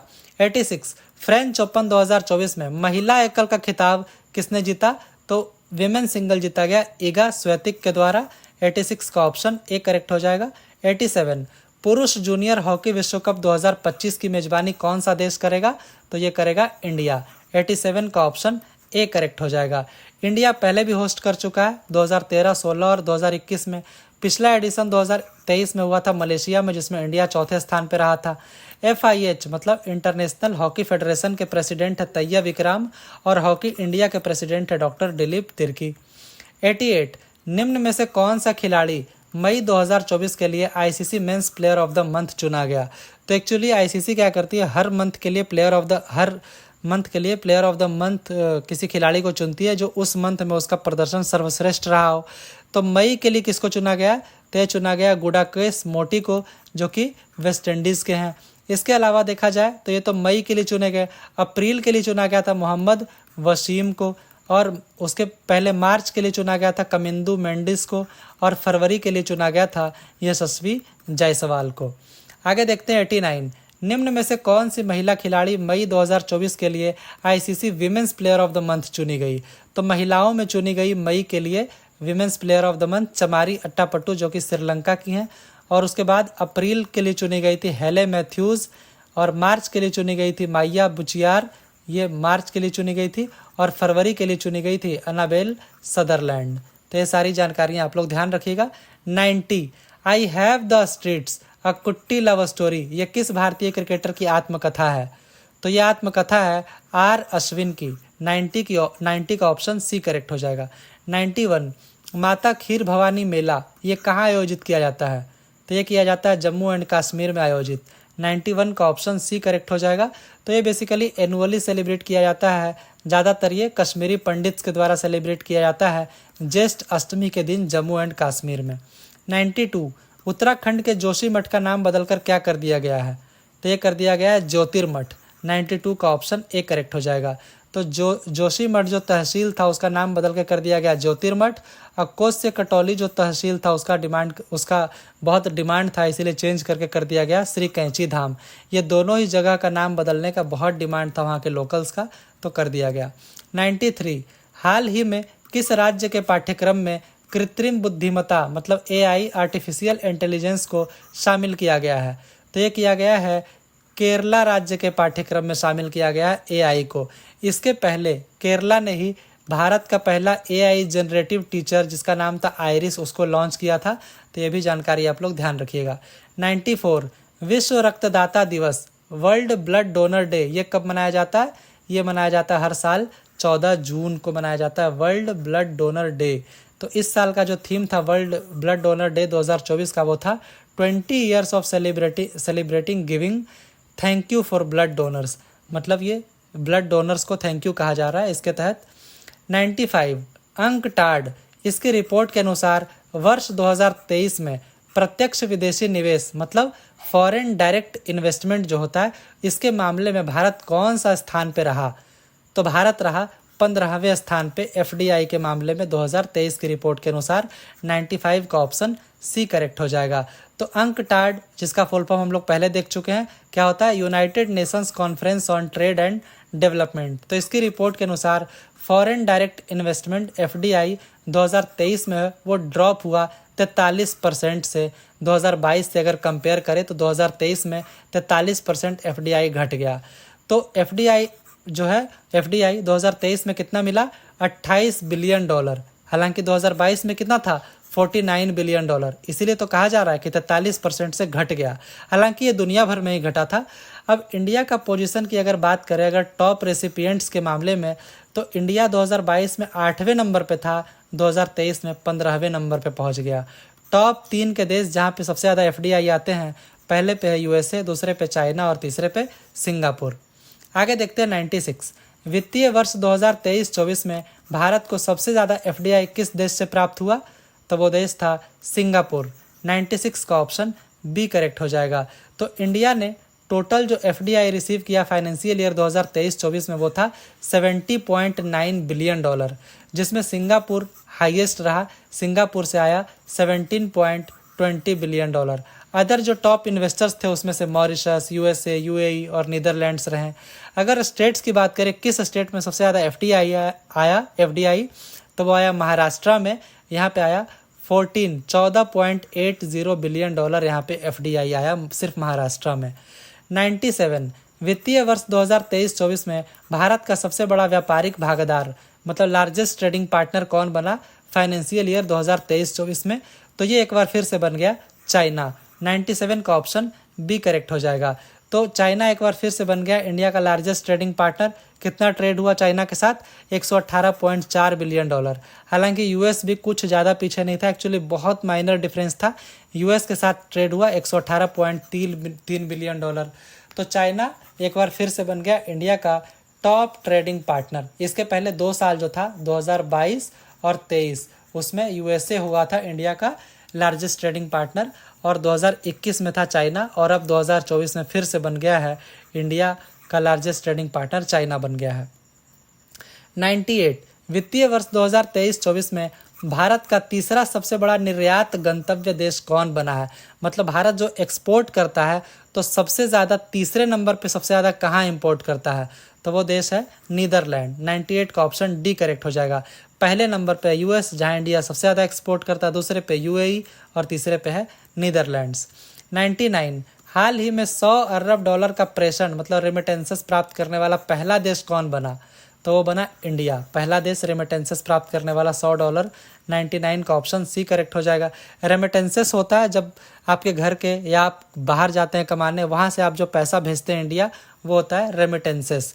तो इंडिया को मिला 111.22 बिलियन डॉलर का रेमिटेंसेस 2022 में, जो कि दुनिया में सबसे ज़्यादा था। तो इंडिया न सिर्फ 100 बिलियन डॉलर मार्क को टच किया बल्कि क्रॉस भी किया, ऐसा यूनाइटेड नेशंस माइग्रेशन एजेंसी का रिपोर्ट के अनुसार था। अगर टॉप 5 देशों की बात करें हाईएस्ट रेमिटेंसेस के मामले में, तो इंडिया को सबसे ज़्यादा मिला, मैक्सिको दूसरे पे, चाइना तीसरे पे, फिलीपींस चौथे पे और फ्रांस 5वें नंबर पे रहा। 100वां क्वेश्चन देखते हैं। दार एस सलाम बंदरगाह, ये हाल ही में चर्चा में था। यह बंदरगाह किस देश में स्थित है? तो यह स्थित है तंजानिया में। 100वां का ऑप्शन सी करेक्ट हो जाएगा, जिसको अडानी ग्रुप ने इसको लीज पर लिया है। तो 100वां का ऑप्शन सी करेक्ट हो जाएगा। इसके आगे अभी 50 क्वेश्चंस और हैं, बट प्लीज़ आप लोगों से रिक्वेस्ट है, अगर आप लोगों को वीडियो अच्छा लग रहा है तो प्लीज़ चैनल को ज़रूर सब्सक्राइब करें, वीडियो को लाइक करें, और वीडियो से रिलेटेड कोई सुझाव है तो आप ज़रूर कमेंट बॉक्स में ड्रॉप कर सकते हैं। 101। हाल ही में संयुक्त राष्ट्र के द्वारा किस वर्ष को अंतर्राष्ट्रीय क्वांटम और प्रौद्योगिकी वर्ष घोषित किया गया है? तो वो वर्ष है 2025, संयुक्त राष्ट्र के द्वारा घोषित किया गया। हालांकि इसके पहले दिसंबर 2022 में यूनाइटेड नेशंस ने 2025 को international year of glaciers preservation भी घोषित किया था। तो 2025 इन दोनों चीज़ों के लिए एक वर्ष के रूप में जाना जाएगा, international year of glaciers preservation और साथ ही साथ international year of quantum and technology. 102। हाल ही में मिक्स्ड मार्शल आर्ट्स मतलब MMA में शामिल होने वाले भारत के पहले पुरुष फाइटर कौन बने हैं?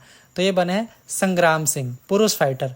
102 का ऑप्शन सी करेक्ट हो जाएगा। हालांकि ये दूसरे इंडियन है, पहली जो इंडियन थी वो महिला थी पूजा तोमर, जो कि MMA में फाइट करने वाली पहली इंडियन थी। लेकिन अगर मेल की बात पूछा जा रहा है क्वेश्चन में तो वो बने हैं संग्राम सिंह। 103 हाल ही में भारतीय मूल की कौन सी अंतरिक्ष यात्री तीसरी बार अंतरिक्ष यात्रा पर गई हैं? तो वो हैं सुनीता विलियम्स जी। 103 का ऑप्शन डी करेक्ट हो जाएगा। और साथ ही साथ एडवर्ड जोसेफ ड्वाइट, ये 90 साल के हैं और ये ओल्डेस्ट कोई व्यक्ति बने हैं मतलब स्पेस में जाने वाले। और साथ ही साथ अमेरिका के ये पहले ब्लैक भी हैं एस्ट्रोनॉट कैंडिडेट जो कि स्पेस में गए हैं यूनाइटेड स्टेट्स की तरफ से। 104 अंतरिक्ष में 1000 दिन पूरे करने वाले पहले व्यक्ति कौन बने हैं? तो ये हैं ओलेग कोनोनेंको जो कि रूस से हैं। 104 का ऑप्शन बी करेक्ट हो जाएगा।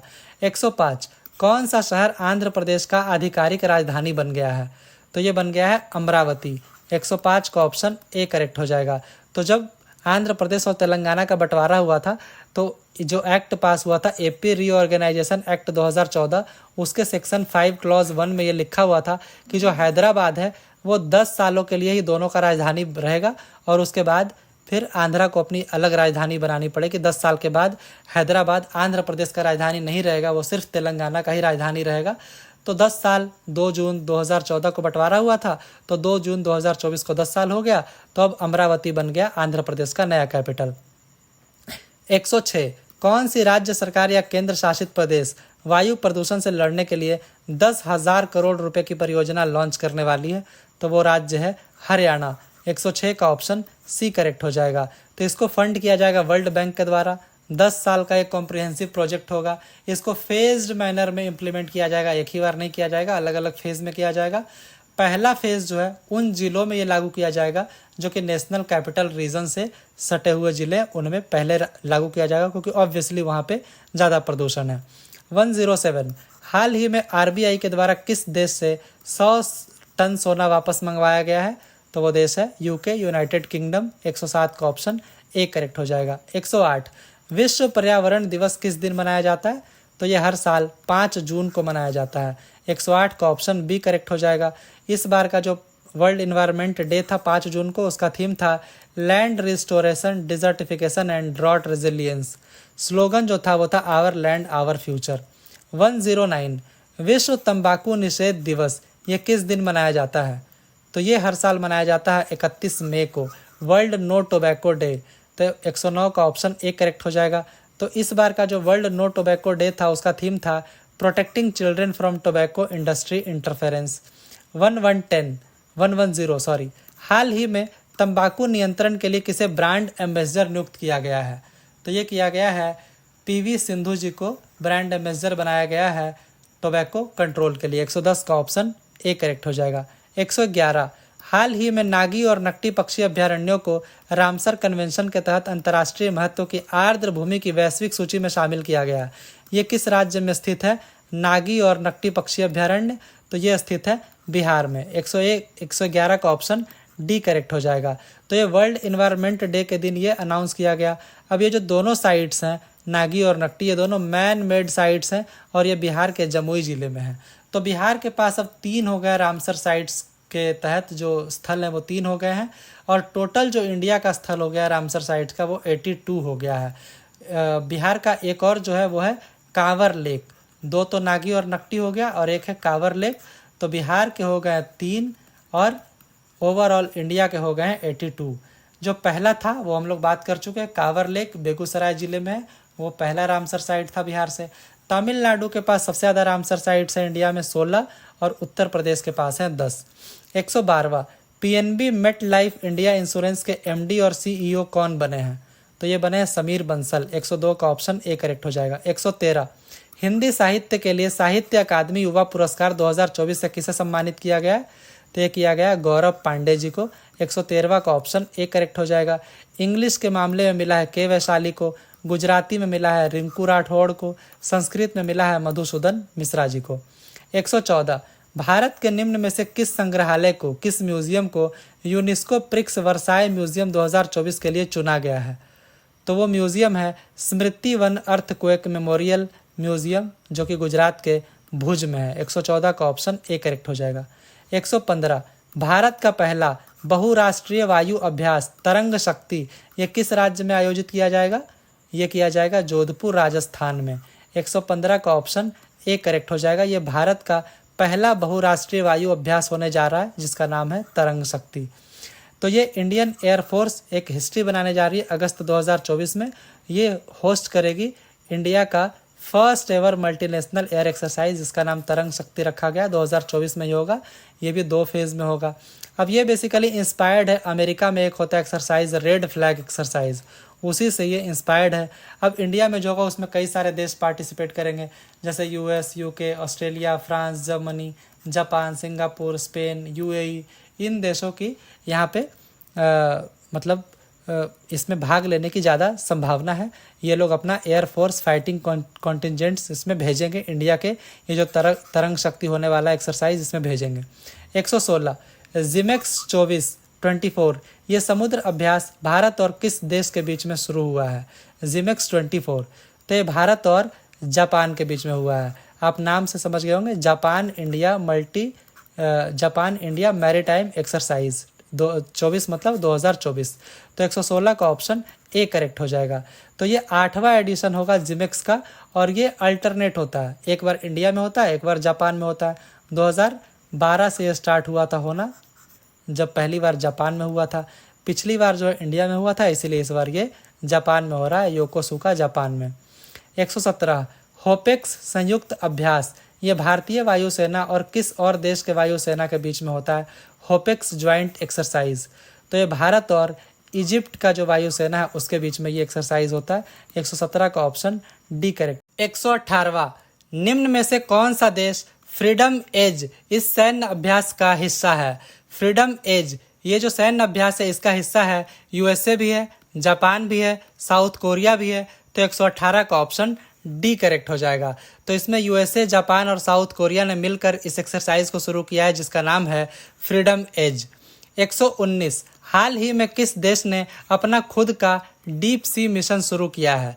तो वो देश है इंडिया, मतलब गहरे पानी में जाकर खोज करना। तो 119 का ऑप्शन ए करेक्ट हो जाएगा। तो यूनियन अर्थ साइंस मिनिस्टर हैं जितेंद्र सिंह जी, उन्होंने अनाउंस किया है कि इंडिया अब बन गया है 6ठा देश जिसका अपना डीप सी मिशन होगा। और पहले 5 देश कौन कौन से हैं? यूएसए, चाइना, रसिया, जापान और फ्रांस, ये 5 देश हैं जिनका ऑलरेडी डीप सी मिशन चल रहा है। 120 हाल ही में साहिल चौहान ने सबसे तेज T20 शतक बनाया। तो ये किस देश के खिलाड़ी हैं साहिल चौहान? तो ये हैं एस्टोनिया के खिलाड़ी हैं। 120 का ऑप्शन सी करेक्ट हो जाएगा। और ये किसके खिलाफ ये मारे हैं रन? ये साइप्रस के खिलाफ मारे हैं। 121वां फिल्मों में योगदान के लिए दक्षिण अफ्रीका के प्रसिद्ध Nelson Mandela life time achievement award से सम्मानित होने वाले पहले भारतीय कौन बने हैं? तो ये बने हैं विनोद गनात्रा।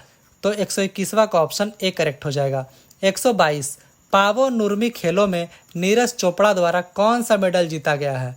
तो इनके द्वारा गोल्ड मेडल जीता गया। 122 का ऑप्शन ए करेक्ट हो जाएगा। तो ये कहाँ पे हुआ था पावो नुर्मी खेल? ये हुआ था टुर्कू, फिनलैंड में। फिनलैंड के टोनी केरानेन, इनको सिल्वर मेडल मिला, इनका थ्रो था 84.19। नीरज चोपड़ा इसके पहले सिल्वर मेडल जीत चुके हैं दोहा डायमंड लीग में और गोल्ड मेडल जीत चुके हैं फेडरेशन कप 2024 में जो कि उड़ीसा के भुवनेश्वर में हुआ था। 123 नालंदा यूनिवर्सिटी के नए कैंपस का उद्घाटन किसने किया है? तो ये किया गया प्रधानमंत्री नरेंद्र मोदी जी के द्वारा। 123वां का ऑप्शन ए करेक्ट हो जाएगा। तो पहले वाला जो था जिसको बर्बाद कर दिया गया, तो मतलब जला दिया गया, तो वो नालंदा महाविहार के नाम से अब जाना जाता है। वो एक वर्ल्ड हेरिटेज साइट है। उससे 20 किलोमीटर की दूरी पे बनाया गया नया नालंदा यूनिवर्सिटी जिसका बजट रहा 1749 करोड़। और पहला वाला जो नालंदा यूनिवर्सिटी था उसको बनाया गया था गुप्त डायनेस्टी के राजा कुमार गुप्त वन के द्वारा और ये बनाया गया था 427 AD में।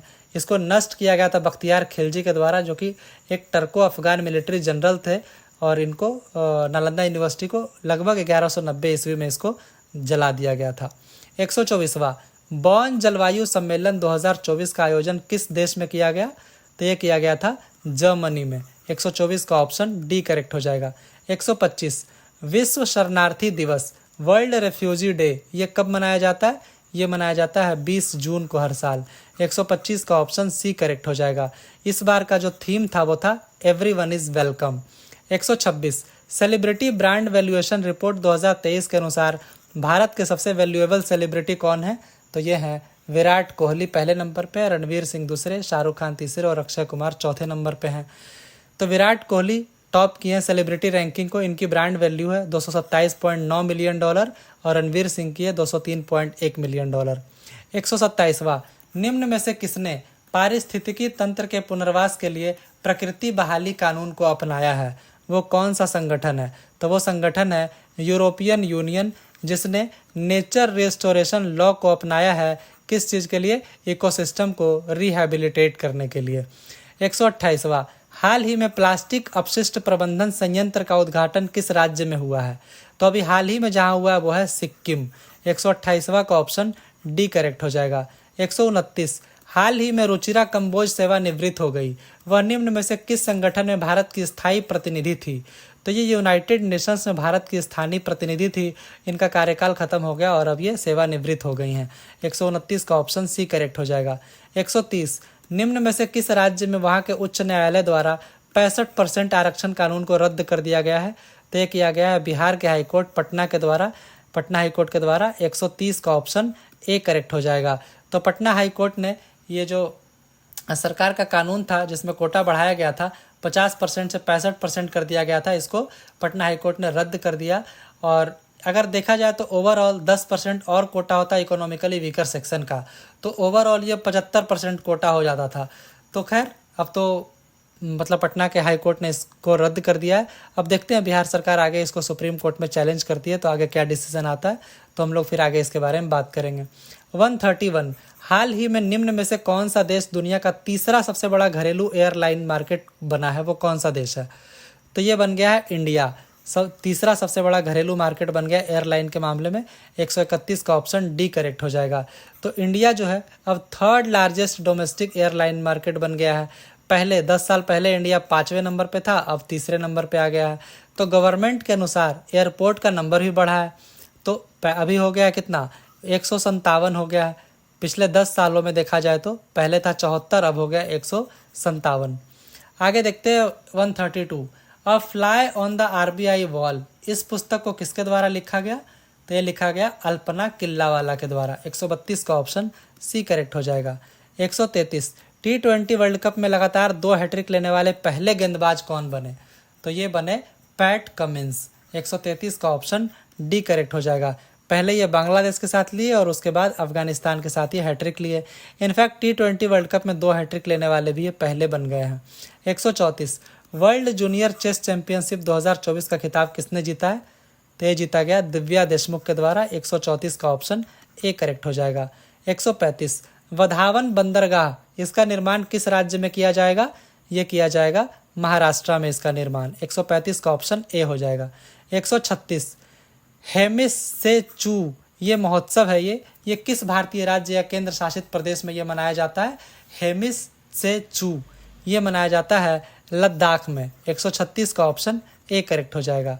137 निम्न में से कौन सी कंपनी दुनिया की सबसे कीमती कंपनी बन गई है?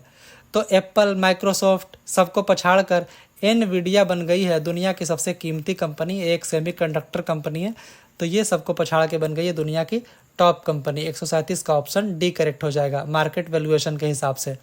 138 निम्न में से कौन सा शहर यूनेस्को की सूची में भारत का पहला साहित्य शहर बना है? तो वो शहर है केरला का कोझिकोड। 138 का ऑप्शन ए करेक्ट हो जाएगा। 139 भारत के किस राज्य में पहली बार लिथियम ब्लॉक की नीलामी की गई है? तो वो राज्य है छत्तीसगढ़। 139 का ऑप्शन डी हो जाएगा। तो यहाँ पे जिसको मिला है ये नीलामी में वो है माइके साउथ माइनिंग प्राइवेट लिमिटेड, और इसको मिला है कटघोरा लिथियम रिजर्व और रेयर अर्थ एलिमेंट्स, इसको मिला है। Union Minister of Coal and Mines कौन है? ये हैं जी किशन रेड्डी जी। 140 हाल ही में किस देश के द्वारा चंद्रमा के डार्क साइड से पृथ्वी पर मिट्टी लाया गया है? तो वो देश है चाइना। चाइना ने 2 kg मिट्टी लाया है। चाइना मून के डार्क साइड से 2 kg मिट्टी ये लोग उठाकर ला पाए हैं, इसमें कामयाब हुए हैं। 141 हाल ही में सेंट्रल इलेक्ट्रॉनिक्स लिमिटेड, इस कंपनी को कौन सा दर्जा प्राप्त हुआ है? तो इस कंपनी को मिनी रत्ना कंपनी का दर्जा प्राप्त हुआ। 141 का ऑप्शन सी करेक्ट हो जाएगा। 142 पेन प्रिंटर प्राइज 2024 ये किसे मिला है? तो ये मिला है अरुंधति रॉय जी को साहित्य में इनके योगदान के लिए। 142 का ऑप्शन बी करेक्ट हो जाएगा। 143 हाल ही में किस सैन्य स्टेशन की सड़क को प्लास्टिक के कचरे से बनाया गया है? तो ये बनाया गया जयपुर सैन्य स्टेशन को।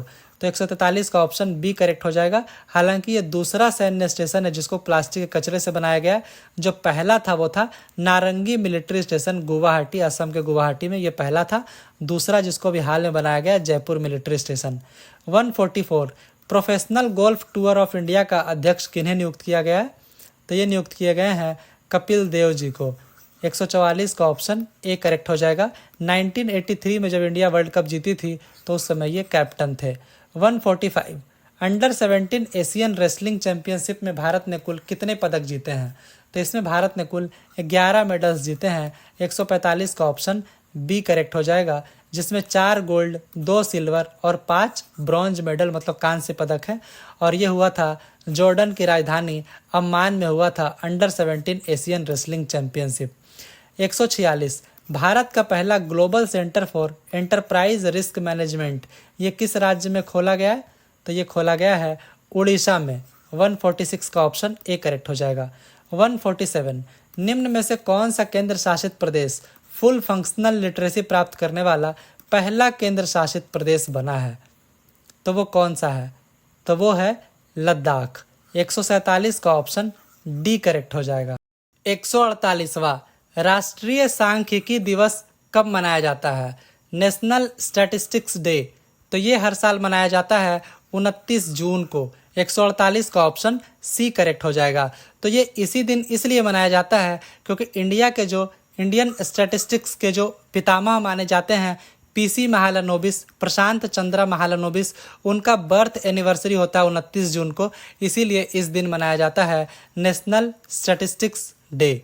इस बार का जो नेशनल स्टैटिस्टिक्स डे था 2024 का, उसका थीम था use of data for decision making. आगे देखते हैं 149 संज्ञान ऐप किसके द्वारा लॉन्च किया गया? ये लॉन्च किया गया आरपीएफ के द्वारा, रेलवे प्रोटेक्शन फोर्स के द्वारा। 149 का ऑप्शन सी करेक्ट हो जाएगा। तो जो डायरेक्टर जनरल है रेलवे प्रोटेक्शन फोर्स के मनोज यादव जी, उन्होंने इस संज्ञान ऐप को लॉन्च किया। बेसिकली ये लॉन्च इसलिए किया गया क्योंकि इंडिया में जो 3 नए क्रिमिनल एक्ट अभी लागू हो गए हैं उसके बारे में डिटेल से जानकारी के लिए। तो कौन कौन से हैं वो 3 क्रिमिनल एक्ट्स? भारतीय न्याय संहिता, भारतीय नागरिक सुरक्षा संहिता और भारतीय साक्ष्य अधिनियम। इन तीनों के बारे में डिटेल से जानकारी के लिए संज्ञान ऐप को लॉन्च किया गया है। 150वां किस अनुच्छेद के तहत केरला विधानसभा ने केरला का नाम बदलकर केरलम करने का बिल पास किया है? तो ये इन्होंने आर्टिकल 3 के तहत ये किया है। 150 का ऑप्शन बी करेक्ट हो जाएगा। 151 64वीं अंतर्राष्ट्रीय चीनी संगठन परिषद की बैठक किस देश में हुई? 64th International Sugar Organization Council की मीटिंग जो हुई है ये हुई है इंडिया में। जब 63वीं हुई थी तभी ये डिसाइड कर लिया गया था कि 64वां जो होगा उसका बैठक इंडिया में होगा। तो 151 का ऑप्शन ए करेक्ट हो जाएगा। तो ये कहाँ पे हुआ? भारत मंडपम नई दिल्ली में हुआ। किस लिए हुआ? डिस्कस करना था शुगर इंडस्ट्री से रिलेटेड जो इश्यूज हैं उसको डिस्कस करना था, साथ ही साथ बायोफ्यूल सेक्टर्स के बारे में भी डिस्कस करना था, इसी के लिए ये मीटिंग हुआ था। 152 बिहार के मुख्यमंत्री नीतीश कुमार के अनुसार 2025 में बिहार का कौन सा जिला राजस्व जिला बनेगा? तो वो जिला होगा बगहा। एक्चुअली बगहा तो एक अनुमंडल है, जिले का नाम है वेस्ट चंपारण जिला है। वेस्ट चंपारण जिला, उसमें जो 3 अनुमंडल हैं, एक इसमें बगहा है, एक बेतिया है और एक नरकटियागंज है। तो ये तीनों ही अनुमंडल है। तो बेसिकली बगहा में ये किया जाएगा, बगहा बनेगा बिहार का राजस्व जिला। 153वां उत्तर प्रदेश के किस जिले में एक मंदिर संग्रहालय बनाया जाएगा? तो जहाँ पे अयोध्या में मंदिर है वहीं पे अयोध्या में बनेगा ये एक विशाल मंदिर संग्रहालय बनाया जाएगा। 153 का ऑप्शन ए करेक्ट हो जाएगा। तो यूपी की जो गवर्नमेंट है उन्होंने टाटा सन्स का जो प्रपोजल है एक टेम्पल म्यूजियम बनाने का अयोध्या में, उसको क्लियर कर दिया है, मतलब हरी झंडी दे दिया है। एस्टिमेटेड बजट इसका होगा 750 करोड़। 154 और ये लास्ट क्वेश्चन होगा इस वीडियो का, इसको देखते हैं। हाल ही में राष्ट्रपति द्रौपदी मुर्मू जी ने संसद के संयुक्त बैठक को संबोधित किया। किस अनुच्छेद के तहत राष्ट्रपति दोनों सदन के संयुक्त बैठक को संबोधित करते हैं? तो हर बार जब चुनाव होता है लोकसभा का, उसके बाद दोनों सदन की जब मीटिंग होती है तो उसको संबोधित करते हैं राष्ट्रपति, तो वो करते हैं आर्टिकल 87 के तहत। लेकिन याद रखिएगा, जब संयुक्त बैठक बुलाना होगा किसी बिल को पास करने के लिए, तो वो जो ज्वाइंट सेशन बुलाया जाता है वो आर्टिकल 108 के तहत बुलाया जाता है। तो ये थे हमारे 154 क्वेश्चन। आशा है आप लोगों को बेहद पसंद आया होगा। हालांकि इसमें स्पीड थोड़ा तेज होता है क्योंकि बहुत ही कम समय में 150 से ज़्यादा क्वेश्चन हमें कवर करने होते हैं। तो आशा आप लोगों को ये वीडियो ज़रूर पसंद आया होगा। अगर ऐसा है तो आप लोग प्लीज़ चैनल को ज़रूर सब्सक्राइब कीजिएगा, वीडियो को एक लाइक ज़रूर दीजिएगा, और आप लोग बाकी के वीडियोज़ भी जाकर देख सकते हैं मेरे चैनल पर। और इसका PDF आप मेरे टेलीग्राम चैनल से ले सकते हैं। टेलीग्राम चैनल का लिंक आपको इस वीडियो के डिस्क्रिप्शन बॉक्स में मिल जाएगा। तो चलिए, थैंक यू, मिलते हैं अगले वीडियो में। Good luck.